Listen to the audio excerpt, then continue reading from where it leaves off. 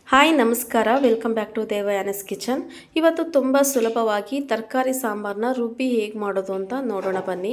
ನಾನು 2 ಥರ ಸಾಂಬಾರು ರುಬ್ಬಿ ಮಾಡ್ತೀನಿ. ಒಂದು ಮಸಾಲನೆಲ್ಲ ಹಾಕಿ ರುಬ್ಬಿ ಒಂದೇ ಸಲ ಒಗ್ಗರಣೆ ಕೊಟ್ಟು ಕಾಳು ತರಕಾರಿ ಎಲ್ಲ ಹಾಕಿ ಮಾಡೋದು. ಇದು ಫಸ್ಟ್ ತರಕಾರಿ ಕಾಳನ್ನೆಲ್ಲ ಕೂಗಿಸ್ಕೊಂಡು ಆಮೇಲೆ ಚಿಕ್ಕದಾಗೊಂದು ಮಸಾಲ ಹಾಕೋದು. ಹೇಗೆ ಅಂತ ನೋಡೋಣ ಬನ್ನಿ. ಮೊದಲಿಗೆ ಕುಕ್ಕರ್ಗೆ ತೊಗರಿಬೇಳೆ ಹಾಕ್ಕೊಂಡು 100 ಗ್ರಾಮ್ ಆಗೋಷ್ಟು ತೊಳೆದು ತೊಗರಿಬೇಳೆ ಹಾಕ್ಕೊಂಡು ಒಂದು 3-4 ಲೋಟ ಆಗೋವಷ್ಟು ನೀರು ಹಾಕ್ಕೊಳ್ಳಿ. ಅದಕ್ಕೆ ಹೆಚ್ಚಿಟ್ಕೊಂಡಿರೋ ಹೀರೆಕಾಯಿ, ಬೀನ್ಸು ಮತ್ತು ಮೂಲಂಗಿ, ಟೊಮೊಟೊ, ಒಂದು 10-15 ಎಸಳು ಬೆಳ್ಳುಳ್ಳಿ ಮತ್ತು ಜೀರಿಗೆ ಇಷ್ಟನ್ನು ಕೂಡ ಕುಕ್ಕರ್ಗೆ ಆ್ಯಡ್ ಮಾಡ್ಕೊಳ್ಳಿ. ಕುಕ್ಕರ್ಗೆ ಆ್ಯಡ್ ಮಾಡಿಕೊಂಡು ಉಪ್ಪು ಹಾಕ್ಕೊಳ್ಳಿ. ನಮಗೆ ರುಚಿಗೆ ತಕ್ಕಷ್ಟು ಉಪ್ಪು ಹಾಕ್ಕೊಂಡು ಸ್ವಲ್ಪ ಒಂದು ಅರ್ಧ ಸ್ಪೂನ್ ಆಗೋಷ್ಟು ಅರಶಿನ ಹಾಕ್ಕೊಂಡು ಒಂದು ಸಲ ಮಿಕ್ಸ್ ಮಾಡ್ಕೊಳ್ಳಿ.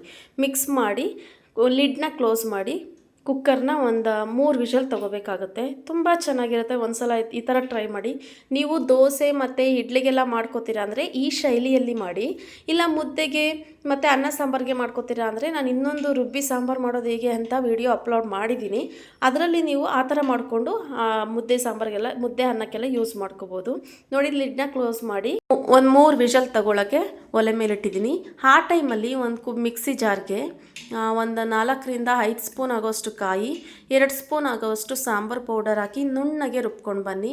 ಇದನ್ನು ಈ ಥರ ಎಕ್ಸ್ಟ್ರಾ ಆ್ಯಡ್ ಮಾಡೋದ್ರಿಂದ ಸಾಂಬಾರು ತುಂಬ ಫ್ಲೇವರ್ಫುಲ್ಲಾಗಿ ಬರುತ್ತೆ, ತುಂಬ ಚೆನ್ನಾಗಿರುತ್ತೆ. ದೋಸೆಗೆ ಮತ್ತು ಇಡ್ಲಿಗೆಲ್ಲ ಕಾಂಬಿನೇಷನ್ ಸೂಪರಾಗಿರುತ್ತೆ. ನೋಡಿ, ವಿಷಲ್ ತೊಗೊಂಡಿದ್ದೀನಿ. ಇವಾಗ ಈ ಥರ ಬೆಂದಿದೆ ಇದು ಕಾಳು ಮತ್ತು ತರಕಾರಿ ಎಲ್ಲ. ಈಗ ಒಂದು ಸಲ ಮಿಕ್ಸ್ ಮಾಡ್ಕೊಳ್ಳಿ.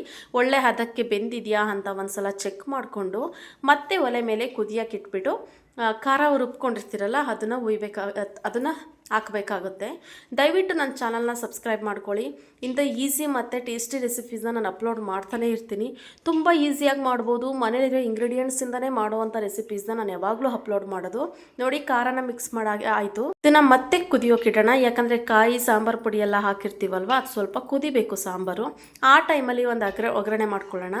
ಒಲೆ ಮೇಲೆ ಒಂದು ಕಡಾಯಿ ಇಟ್ಟು 1-2 ಸ್ಪೂನ್ ಆಗೋವಷ್ಟು ಎಣ್ಣೆ ಹಾಕಿಬಿಟ್ಟು ಸಾಸಿವೆ ಹಾಕಿ, ಸಾಸಿವೆ ಚಟಪಟ ಆದಮೇಲೆ ಒಂದು 3 ಒಣಗಿದ ಮೆಣಸಿಕಾಯಿ ಹಾಕಿಬಿಟ್ಟು ಈರುಳ್ಳಿ ಹಾಕ್ಕೊಳ್ಳಿ. ಈರುಳ್ಳಿ ಕರಿಬೇವು ಹಾಕ್ಕೊಂಡು ನೀಟಾಗಿ ಫ್ರೈ ಮಾಡ್ಕೊಳ್ಳಿ. ಈರುಳ್ಳಿ ಎಲ್ಲ ನೀಟಾಗಿ ಫ್ರೈ ಆಗೋವರೆಗೂ ನೀಟಾಗಿ ಫ್ರೈ ಮಾಡ್ಕೋಬೇಕಾಗುತ್ತೆ. ತುಂಬ ಚೆನ್ನಾಗಿರುತ್ತೆ. ಒಂದು ಸಲ ಟ್ರೈ ಮಾಡಿ, ಹೇಗೆ ಬಂತು ಅಂತ ಕಮೆಂಟ್ ಮಾಡಿ. ಇದು ನಾನು ಪರ್ಸ್ನಲಿ ಒಂದು ಸಲ ಹಿಂಗೆ ಫಂಕ್ಷನ್ ಮಾಡಿದಾಗ ಸಾಂಬಾರು ಶಾರ್ಟೇಜ್ ಆಗಿತ್ತು ಅಂತ ನಾನು ಈ ಥರ ಸಾಂಬಾರನ್ನ ಈ ಥರ ಕಾಯಿ ಮತ್ತು ಸಾಂಬಾರು ಪುಡಿನ ರುಬ್ಬಿ ಹಾಕಿದ್ದೆ. ಮಾಮೂಲಿ ಬೇಳೆ ಸಾರಿಗೆ ರುಬ್ದೇ ಮಾಡ್ತೀವಲ್ಲ, ಆ ಬೇಳೆ ಸಾಂಬಾರಿಗೆ ಶಾರ್ಟೇಜ್ ಆಗಿತ್ತು ಅಂತ ಈ ಥರ ರುಬ್ಬಿ ಹಾಕಿದ್ದೆ. ತುಂಬ ಚೆನ್ನಾಗಿತ್ತು. ನಾನು ಆವಾಗಿಂದ ಇದೇ ಥರ ಮಾಡ್ತೀನಿ. ನೋಡಿ, ಕುದೀತಾ ಇದೆ. ಈ ಟೈಮಲ್ಲಿ ಒಗ್ಗರಣೆ ಮಾಡ್ಕೊಂಡಿರ್ತೀವಲ್ವ, ಈರುಳ್ಳಿ ಎಲ್ಲ ಹಾಕ್ಬಿಟ್ಟು ಅದನ್ನು ಆ ಸಾಂಬಾರಿಗೆ ಆ್ಯಡ್ ಮಾಡಿ ಒಂದು 10 ನಿಮಿಷ ಕುದಿಸ್ಬೇಕಾಗತ್ತೆ. ತುಂಬ ಚೆನ್ನಾಗಿರುತ್ತೆ. ದಯವಿಟ್ಟು ನನ್ನ ಚಾನಲ್ನ ಸಬ್ಸ್ಕ್ರೈಬ್ ಮಾಡಿಕೊಂಡು ಸಪೋರ್ಟ್ ಮಾಡಿ. ತುಂಬ ಈಸಿ. ಎಂಥ ಬಡವರಾದರೂ ನಾನು ರೆಸಿಪಿ ನೋಡಿ ಆರಾಮಾಗಿ ನೀವು ಅಡುಗೆ ಮಾಡ್ಬೋದು. ಈಗ ತುಂಬ ಬಡವರಿರೋರು ಮನೇಲಿ ಒಂದಿದ್ರೆ ಒಂದಿರಲ್ಲ. ನಾವು ಅಂಥ ಪರಿಸ್ಥಿತಿಯಿಂದನೇ ಬಂದಿರೋರು, ಹಂಗಾಗಿ ಹೇಳ್ತಾ ಇದ್ದೀನಿ. ಅಂಥವ್ರು ಕೂಡ ನನ್ನ ರೆಸಿಪೀಸ್ನ ಆರಾಮಾಗಿ ಮನೇಲಿರೋ ಇಂಗ್ರೀಡಿಯೆಂಟ್ಸಲ್ಲೇ ಆರಾಮಾಗಿ ಮಾಡ್ಕೋಬೋದು. ನಿಮ್ಮ ಮನೇಲಿ ತರಕಾರಿ ಇಲ್ವಾ, ಬರೀ ಬೇಳೆ ಹಾಕಿ ಈ ಥರ ರುಬ್ಬಿ ಕಾಯಿ ಸಾಂಬಾರು ಪುಡಿನ ರುಬ್ಬಿ ಹಾಕಿ ಮಾಡಿ, ತುಂಬ ಚೆನ್ನಾಗಿ ಬರುತ್ತೆ. ನೋಡಿ, ಈ ಥರ ಕುದೀತಾ ಇದೆ. ಈ ಟೈಮಲ್ಲಿ ಫ್ಲೇಮ್ನ ಆಫ್ ಮಾಡಿಕೊಂಡು ಸರ್ವ್ ಮಾಡ್ಕೊಳ್ಳಿ. ಇದನ್ನು ನೀವು ಬೆಳಗ್ಗೆ ದೋಸೆ ಇಡ್ಲಿಗೆ ಮಾಡಿಕೊಂಡ್ರೆ ಮಧ್ಯಾಹ್ನ ಅನ್ನಕ್ಕೆ, ನೈಟ್ ಸಾಂಬಾರಿಗೂ ಕೂಡ ತುಂಬ ಚೆನ್ನಾಗಿರುತ್ತೆ. ಒಂದು ಸಲ ಟ್ರೈ ಮಾಡಿ, ಹೇಗೆ ಬಂತು ಅಂತ ಕಮೆಂಟ್ ಮಾಡಿ.